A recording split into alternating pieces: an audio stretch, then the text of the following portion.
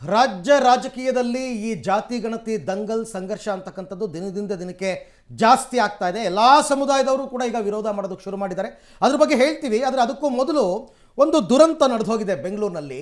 ನಮ್ಮ ಮೆಟ್ರೋ ಎಡವಟ್ಟಿಗೆ ಮತ್ತೊಂದು ಬಲಿಯಾಗಿದೆ. ಏನಾಯಿತು ಹಾಗಾದರೆ ಮತ್ತು ಎಲ್ಲಿ, ಯಾರು ಮೃತಪಟ್ಟವರು, ಯಾಕೆ ನೋಡ್ತಾ ಹೋಗೋಣ.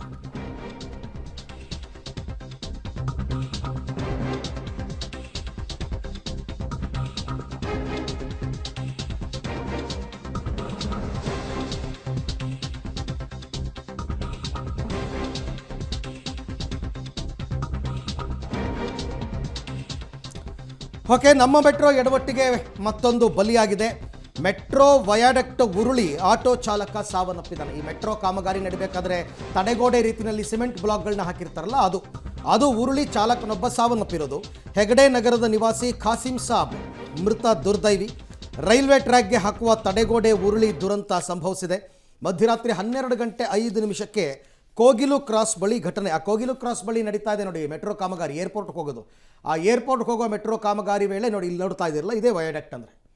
ಇದು ಉರುಳಿ ಆ್ಯಕ್ಚುಲಿ ಇದನ್ನು ಕ್ರೇನ್ನಲ್ಲಿ ತಂದು ಇಡ್ತಾರೆ, ತುಂಬ ತೂಕ ಇರುತ್ತೆ.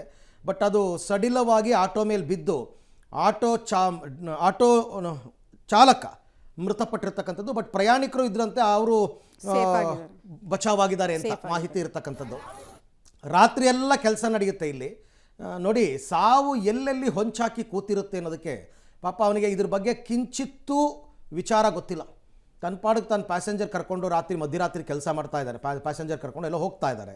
ಹೋಗಬೇಕಾದ್ರೆ ಆತ ಬರೋ ಸಮಯಕ್ಕೆ ತಕ್ಕನಾಗಿ ಈ ವಯಾಡಕ್ಟ್ ಉರುಳು ಬಿದ್ದಿದೆ. ಆಟೋ ಬಿದ್ದರೆ ಅಪ್ಪಚ್ಚೆ ಆಗ್ಬಿಡುತ್ತಪ್ಪ ನನ್ನ ಪ್ರಕಾರ. ದೇಹನೂ ಅಪ್ಪಚ್ಚೆ, ಅಷ್ಟು ತೂಕ ಇರುತ್ತೆ ಬ್ಲಾಕ್ಗಳು, ಸಿಮೆಂಟ್ ಬ್ಲಾಕ್ಸ್ ಅವೆಲ್ಲವೂ. ಹ್ಯಾಂಡಲ್ ಮಾಡೋದಕ್ಕೆ ಅಂತ ಇಂಜಿನಿಯರ್ಸ್ ಸ್ಪಾಟ್ ಅಲ್ಲಿ ಇರ್ತಾರೆ, ಆಮೇಲೆ ಸೇಫ್ ಗಾರ್ಡ್ ಮಾಡೋದಕ್ಕೆ ಮೆಕ್ಯಾನಿಕ್ಸ್ ಇರ್ತಾರೆ. ಅವನ್ನೆಲ್ಲ ಬಿಟ್ಟು ಅದು ಕಟ್ ಆಗುತ್ತೆ ಅಂದ್ರೆ ಸೇಫ್ಟಿ ಕನ್ಸರ್ನ್ಸ್ ಕೂಡ ಇಲ್ಲಿ ಪ್ರಶ್ನೆ ಬರುತ್ತೆ. ಆಮೇಲೆ ನಿಮಗೆ ಆ ಕ್ರೇನ್ಗೆ ಹಾಕೋ ವೈರ್ ಇದೆಯಲ್ಲ, ಇದನ್ನ ಕಟ್ತಾರಲ್ಲ, ಕಟ್ಬಿಟ್ಟು ಎತ್ತಾರಲ್ಲ, ವೈರು ವೀಕ್ ಆಗಿರುತ್ತೆ ಸುಮಾರು ಸರ್ತಿ. ಕಾಲಕ್ಕೆ ಅದನ್ನ ನೋಡ್ಕೋತಾ ಇರ್ಬೇಕು, ವೀಕ್ ಆಗಿದೆಯಾ ಇಲ್ವಾ ಅಂತ. ಪ್ರತಿದಿನ ಇನ್ಫ್ಯಾಕ್ಟ್ ಕಾಮಗಾರಿ ಮಾಡ್ಬೇಕಾದ್ರೆ ಚೆಕ್ ಮಾಡಬೇಕು. ಮಾಡಿಲ್ಲ, ಇದು ನಿರ್ಲಕ್ಷ್ಯನೇ. BMRCM ಅವ್ರದ್ದು ನಿರ್ಲಕ್ಷ್ಯ ಇದು. ಆ ನಿರ್ಲಕ್ಷ್ಯದಿಂದ ಪಾಪ ಈಗ ಆ ಕುಟುಂಬದ ಗತಿ ಏನು, ಇವರನ್ನ ನಂಬ್ಕೊಂಡಿರ್ತಕ್ಕಂಥ ಹೆಂಡತಿ ಮಕ್ಕಳ ಗತಿ ಏನು. ಅಟ್ಲೀಸ್ಟ್ 6 ತಿಂಗಳಿಗೆ ಒಂದ್ಸಲ ನಮ್ಗೆ ಇಂಥ ಸುದ್ದಿ ನೋಡೋದಕ್ಕೆ ಸಿಗುತ್ತೆ ನಿಜ. ಮೆಟ್ರೋ ಕಾಮಗಾರಿಗೆ ಬಯೋಡಾಕ್ಟರ್ನ ಕೊಂಡೊಯ್ಯಲಾಗ್ತಾ ಇತ್ತು. ಆ ರೈಲ್ವೆ ತಡೆಗೋಡೆ ಅಂತ ಯೂಶಲಿ ಅದನ್ನು ಕರಿತೀವಿ ನಾವು, ಸಿಂಪಲ್ ಆಗಿ ಹೇಳ್ಬೇಕಂದ್ರೆ.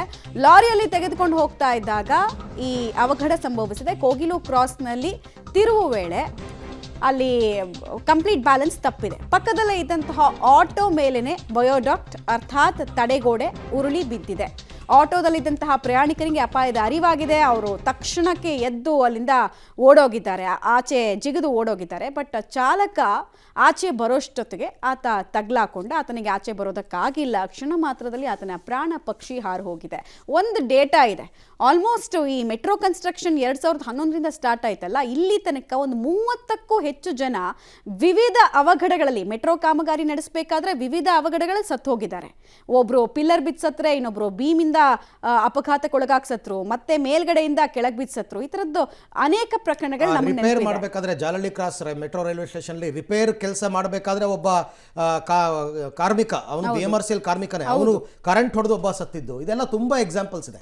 ಸೇಫ್ಟಿ ಬಗ್ಗೆ ಪದೇ ಪ್ರಶ್ನೆಗಳು ಬರುತ್ತೆ. ಏನು ಸೇಫ್ಟಿ ಇಟ್ಕೊಂಡು ಮಾಡ್ತಾರೆ? ಆಮೇಲೆ 2-3 ದಿನ ಇದು ಸುದ್ದಿ ಆಗುತ್ತೆ. ಆಮೇಲೆ ಕುಟುಂಬಕ್ಕೆ ಏನು ಪರಿಹಾರ ಕೊಟ್ಟರು, ಆಮೇಲೆ ನೆಕ್ಸ್ಟ್ ಏನು ಸೇಫ್ಟಿ ಸ್ಟ್ಯಾಂಡರ್ಡ್ಸ್ ಅನ್ನ ಜಾಸ್ತಿ ಮಾಡ್ಕೊಂಡ್ರು, ಯಾವುದು ಗೊತ್ತಿಲ್ಲ. ಪರಿಹಾರ ಕೊಟ್ಟರೋ ಬಿಟ್ಟರೋ ಸೆಕೆಂಡರಿ ಮಮತಪ್ಪ. ಪರಿಹಾರ ಘೋಷಣೆ ಆದ ತಕ್ಷಣ ಈ ಸುದ್ದಿನೇ ಸತ್ತೋಗುತ್ತೆ.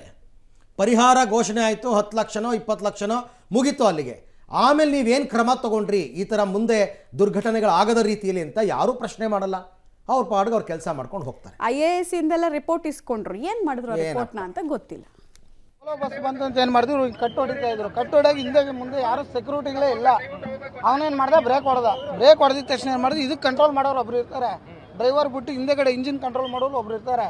ಅವನು ಬಿಟ್ಟು ಹಿಂದೆ ಸೆಕ್ಯೂರಿಟಿ ಯಾರು ಇಲ್ಲ. ಮುಂದೆ ಸೇಫ್ಟಿ ಗಾಡಿನೂ ಇಲ್ಲ, ಹಿಂದೆ ಸೇಫ್ಟಿ ಗಾಡಿನೂ ಇಲ್ಲ. ಆಯಿತಾ, ಅವ್ನು ಬ್ರೇಕ್ ಹೊಡೆದ ತಕ್ಷಣ ಏನು ಮಾಡ್ತು, ಅವ್ರು ಹಾಕಿರೋ ಚೈನ್ಗಳೇನು ಮಾಡ್ತು, ಕಟ್ಟಾಗಿತ್ತು, ಗಾಡಿ ಬಿತ್ತು. ಅದೊಂದು ಸಮಸ್ಯೆ ಆಯಿತಾ. ನಾವು ಡೈಲಿ ಏರ್ಪೋರ್ಟ್ ಕ್ಯಾಬ್ ಓಡಿಸೋರು ನಾವು ಅಡ್ಡಾಡ್ತೀವಿ. ರೋಡ್ ಆ ಕಡೆ ಬ್ಲಾಕ್ ಮಾಡಿದ್ಮೇಲೆ ಇವ್ರಿಗೆ ಮೆಟ್ರೋ ಅಂದಮೇಲೆ ಆ ಕಡೆನೇ ಬರಬೇಕು. ಏನಕ್ಕೆ ಬರ್ತಾರೆ ಈ ಕಡೆ? ಇವಾಗ ನಮಗೆ ಆ ಕಡೆ ರೋಡ್ ಬ್ಲಾಕ್ ಮಾಡಿದ್ಮೇಲೆ ಆ ಕಡೆ ಬರೋ ಗಾಡಿ ಈ ಕಡೆ ಬರೋ ಗಾಡಿ ಎಲ್ಲಿ ಹೋಗ್ತವೆ? ಈ ರೋಡಲ್ಲೇ ಬರಬೇಕು. ಮತ್ತು ಇವರು ಬಂದರೆ ನಾವೆಲ್ಲಿ ಹೋಗೋಣ? ಇವ್ರಿಗೆ ಕೇಳಿದ್ರೆ ಏನು ಹೇಳ್ತಾರೆ, ನಮಗೆ ಪರ್ಮಿಷನ್ ಕೊಟ್ಟವ್ರೆ ಗೌರ್ಮೆಂಟ್ ಅವರು, ನಮ್ಗೆ 11:15 ಕ್ಲೋಸ್ ಮಾಡೋದು, ಬೆಳಗಿನ 5:30ವರೆಗೂ ಓಪನ್ ಇಲ್ಲ ಅಂತಾರೆ. ಬಟ್ ಅದೊಂದು ಇಲ್ಲೆಲ್ಲೂ ಕೆಲಸ ನಡೀತಾ ಇರಲ್ಲ. ಬಾಲು ಕ್ರಾಸಿಂದ ಕೊಯ್ಲು ಕ್ರಾಸ್ವರೆಗೂ ಕೆಲಸ ನಡೀತಾ ಇರಲ್ಲ. ಇವ್ರು ಏನು ಮಾಡ್ತಾರೆ, ಬೇಕಂತ ಬಾಲು ಕ್ರಾಸಲ್ಲಿ ಕ್ಲೋಸ್ ಮಾಡ್ತಾರೆ. ನಾವು ಕೇಳಿದ್ ಮಾಡಿದ್ರೆ ಏನು ಮಾಡ್ತಾರೆ, ವಾದ ಮಾಡ್ತಾರೆ ನಮ್ಮ ಹತ್ರ. ಇಲ್ಲ, ಅಲ್ಲಿ ಕಾಮಗಾರಿ ನಡೀತಾ ಇದೆ, ಕೆಲಸ ನಡೀತಾ ಐತೆ, ಅದರಿಂದಾನೇ ನಾವು ಬ್ಲಾಕ್ ಮಾಡಿದ್ದೀವಿ ಅಂತ. ನಾವು ಎಷ್ಟೋ ಸತಿ ಬಂದು ಬೈಕಲ್ಲಿ ಹೋಗಿ ನೋಡಿದ್ದೀವಿ, ಏನೂ ಕೆಲಸ ನಡೀತಾ ಇರಲ್ಲ. ನಡೆಯೋದಿಲ್ಲಿ ಇಲ್ಲಿ ಕೊಯ್ಲು ಕ್ರಾಸಿಂದ ಸಂತೆ ಸರ್ಕಲ್ವರೆಗೂ. ನಾವು ಬಾಗಿಲು ಕ್ರಾಸಿಂದ ಒನ್ ವೇಲ್ ಬರ್ತೀವಿ, ನಿದ್ದೆ ಕೆಟ್ಟು ಬರ್ತೀವೋ ಇಲ್ಲ ಇನ್ನೊಂದೇ ಬರ್ತೀವೋ, ಒನ್ ವೇಲ್ ಬರೋರು ನಾವು. ಆಪೋಸಿಟ್ ಗಾಡಿಯನ್ನು ಹೊಡಿತೀನಿ, ಇಲ್ಲ ನಾವೇ ಹೊಡಿತೀವೋ, ಯಾರು ಅನಾಹುತ ಆಗ್ತಾರೆ. ಅದರಲ್ಲಿ ಮಧ್ಯದಲ್ಲಿ ಇವ್ರ ಗಾಡಿಗಳು ಬರೋದು. ಮತ್ತು ನಾವೆಲ್ಲಿ ಸರ್ ಹೋಗ್ಬೇಕು?